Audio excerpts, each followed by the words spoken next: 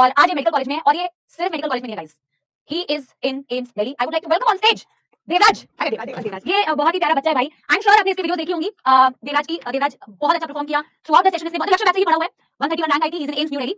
And अभी मैंने इसकी फ्रेशर्स की कल कुछ फोटो देखी थी, मैंने कहा भाई पढ़ाई के साथ देखो बोलते हैं एक बार पढ़ाई कर लो मस्त, फिर कॉलेज में ड्रीम कॉलेज में जाओ, फिर आप ड्रीम अपने पूरे करो। तो भाई डांस वांस कर रहा था, बहुत बढ़िया शर्ट पैंट कोट पहन के एकदम बढ़िया हैंडसम बन गया, जिम विम कर रहा है, बॉडी शॉडी बना रहा है भाई, क्या बात है। अब पढ़ाई कर लिया, अब इस फील्ड में बहुत अच्छा करने को लग रहा है। सेल्फ ग्रोथ करने में पूरी। Oh my God self growth. Hello भैया बोल रहे हैं। हेलो भैया, तो अपने सपोलो को पहले तो कुछ बोलना चाहिए। देवराज एम्स दिल्ली में कैसा लग रहा है अभी?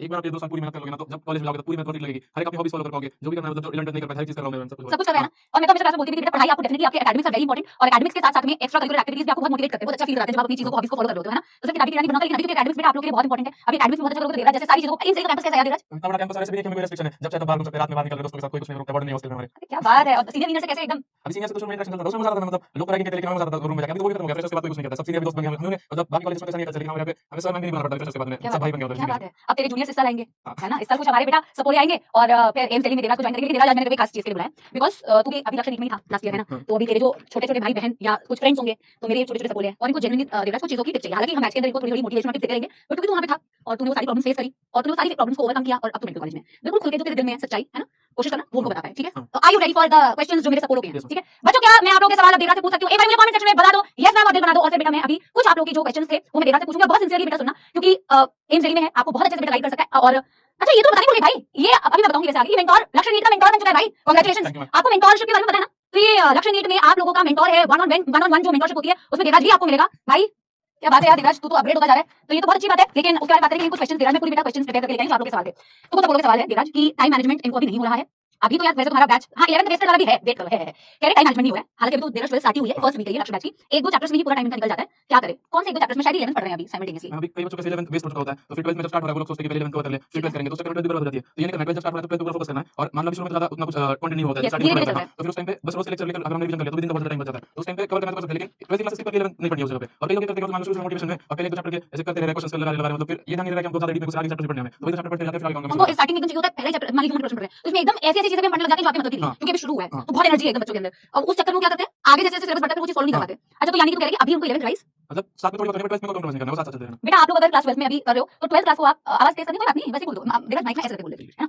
बेटा अगर आप अभी क्लास 12th के प्रिपरेशन के साथ में 11th राइज करना चाहते हो तो मेक श्योर देवराज ये कह रहा है कि आप बेटा 12th पे कॉम्प्रोमाइज मत करो, ठीक है। बेटा मैं सारी बहुत सारी प्रॉब्लम्स है, आप मुझे आंसर देते जाना अगर आपको समझ में आ रहा है, स्कूल डमी स्कूल सारी चीजों की बात करेंगे, ठीक है ना। तो मैं ये कहना चाह रही हूं, देवराज ये कहना चाह रहा है कि 12th पे कॉम्प्रोमाइज नहीं करना है बेटा। 12th के लेक्चर ऐसा ना हो कि 12th भी बता दोगे, हां थोड़ा बहुत टाइम आप 11th के निकाल सकते हो, बट ऐसा नहीं होना चाहिए कि आप 11th पे इतना फोकस करोगे 12th खराब करते चले जाओगे। ये बोलना लास्ट में हम करवा देना, मैं लक्ष्य के बाद रिवीजन उस टाइम पे कुछ चैप्टर्स हो जाएंगे, अभी जितना हो रहा है उतना कर लो, बाकी लास्ट में हो जाएगा। 11th को पूरा रिवाइज कराते हैं बेटा, 12th खत्म करते ऐसा ना हो 11th रिवाइज करा लो तो 12th भी खत्म हो जाएगी। मैंने बताया हुआ है एक बहुत कॉमन प्रॉब्लम जो तू कमेंट सेक्शन में भी देख पा रहा होगा कि स्कूल प्लस ऑनलाइन कोचिंग को कैसे मैनेज करें। इसमें ना मैं एक चीज और बताती हूं, एक और क्वेश्चन है, एक बच्चा कह रहा है स्कूल प्लस कोचिंग को कैसे मैनेज करें, साथ में मैं ये कह देती हूं कि कुछ बच्चे देवराज के रेगुलर स्कूल जाने वाले होते हैं, कुछ डमी स्कूल वाले हैं। आप जैसे बेटा बहुत सारे बच्चे रेगुलर स्कूल होंगे और बहुत सारे बच्चे डमी स्कूल वाले होंगे, तो एक क्वेश्चन साथ में ही ले लेते हैं, I am from dummy school, तो फिर कैसे टाइम मैनेज करें? वही वाली बात है, अगर स्कूल जा रहे हैं स्कूल प्लस ऑनलाइन कोचिंग को कैसे मैनेज करें, रेगुलर वाले तो कैसे मैनेज करना चाहिए, डमी स्कूल वाले तो डमी स्कूल वालों को क्या करना चाहिए? पहले तो मैं तेरे से पूछना चाहूंगी तू रेगुलर है या डमी स्कूल? देखो ये रेगुलर स्कूल वाला बच्चा था बेटा, और रेगुलर स्कूल की टाइमिंग क्या थी देवराज? मैम 7 to 3 के आसपास। 7 to 3 और फिर तो 4 से क्लास करता था बेटा। ही इज एन एग्जांपल जिसने रेगुलर स्कूलिंग के साथ में नीट क्रैक किया फर्स्ट अटेम्प्ट में।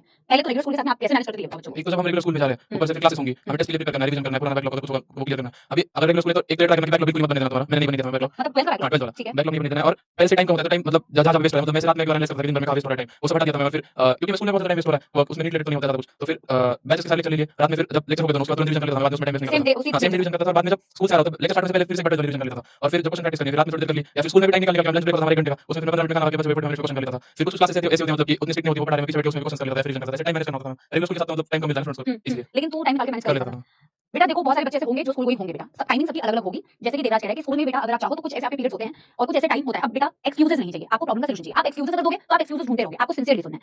अगर आप चाहो तो आप स्कूल में से भी बेटा कुछ टाइम निकाल के, जैसे इसने बोला मैं कुछ टॉपिक्स पढ़ लेता था, कुछ चीजों की रिवीजन कर लेता था। प्लस एक बात बहुत अच्छी इसने बोली, जो भी आपके 2 लेक्चर्स हो रहे हैं बेटा दिन में, उन लेक्चर्स को जैसे लेक्चर खत्म होता है उसके बाद आप, मुझे लगता है बायो में तो 15 मिनट रिवीजन होगा जो पढ़ाते हैं डेली क्लास में याद हो जाती है ऊपर चीजें, बस बाद में कर उसे गो थ्रू करना देखना क्या सब। तो बेटा आपको ये चीज करनी, and everybody was listening very sincerely, you give me answer जैसे आप चीजों को सुन रहे हो। और साइमल्टेनियसली बेटा 15-20 मिनट फिजिक्स में थोड़ा ज्यादा टाइम लगेगा, केमिस्ट्री में थोड़ा ज्यादा टाइम लगेगा, पर उस सेम डे आप उस चीज को रिवाइज करो। ये अच्छा अब तू बोलता तू लिखता था चीजों को, प्लान आउट करता था। अच्छा जो बच्चे डमी स्कूल वाले उनका चलो तुमको बड़ा टाइम है, पर मैंने अक्सर फीडबैक देखा है देवराज, डमी स्कूल वाले बच्चे बहुत ज्यादा टाइम वेस्ट करते हैं, स्कूल नहीं जाते लेकिन फिर भी टाइम वेस्ट करते हैं। कैसे शेड्यूल को या मेंटेन रखें? हम उसके लिए मतलब मैं खुद ऐसा करता था कि अभी मतलब मान लो टेस्ट का प्लान है कोई, तो फिर संडे की टेस्ट होगी, तो उस टेस्ट के लिए प्रिपेयर करना है मुझे, रेगुलर लेक्चर उसका रिवीजन करना है और उसको पढ़ना मतलब जो टेस्ट के लिए मैं लिखा रहा हूं, तो फिर उसके लिए मैं ऐसा करता था कि 7-8 दिन का शेड्यूल बनाता था पूरा, और उसमें डेली टारगेट्स लिखता था ये करना है मुझे, और तो फिर मैं उसमें तय करता था रात को याद हो गया कुछ नहीं भी हो रहा, हां ठीक मारता उस पे, और कुछ नहीं होगा उसमें से कोई छूट गया तो स्कूल में टाइम निकाल के कर लेता था। तो करेगा ही करेगा, हां तो करना था उस हफ्ते में उतना करना है। प्लान बनाने से क्या फायदा होता है, बिना प्लान के करने से क्या फायदा बिना होता है? प्लान के अगर स्टडी करेंगे तो हमें मतलब उस दिन तक नहीं होगा उसको इफेक्ट पता नहीं चलेगा ना। मैं ऐसे पूरा प्लान करता था कि मतलब ट्रैक रहे पूरा कैमरा हो रहा है उस दिन तक, और ऐसे नहीं करना